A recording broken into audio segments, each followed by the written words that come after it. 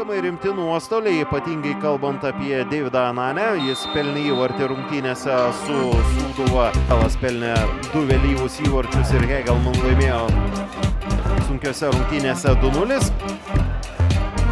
Čia štai taip, pirmasis Džiugo kampinė. Ojų metu yra pergalingoje serijoje prieš Džiugą. Čia Hegelman šansas.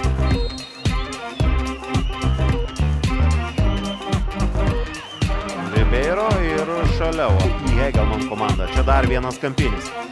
Aušinio perdamas, smūgis galva virš vartų. Šio sezono rungtynėse.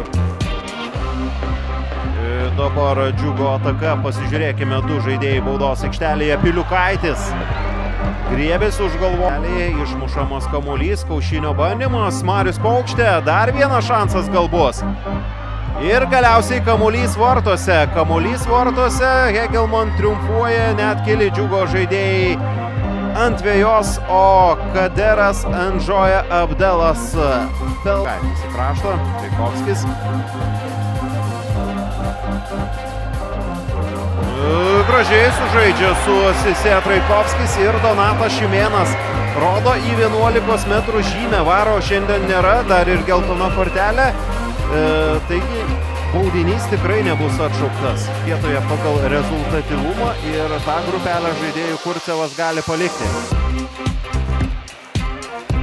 62 minutė. Kurcevas prieš Arkauską. Traukia kamuolį Vincentas, bet Ibrahimas Sisė pelno įvartį ir Džiugas lygina rezultatą, bet įvartis nėra skaitomas. Geltono kortelė ir tai buvo 4. geltono kortelė. Ibrahimas nerungtyniaus artimiausiame Džiugo susitikime, o jis jau penktadienį Alabos tėčio brolis. Į Alabą pasakoti daug nereikia, čia Piliukaitis. Atlieka perdama, yra galimybė pažemė, dar vienas šansas. Tai būtų labai gražus įvartis. Denas Traikovskis išradingai.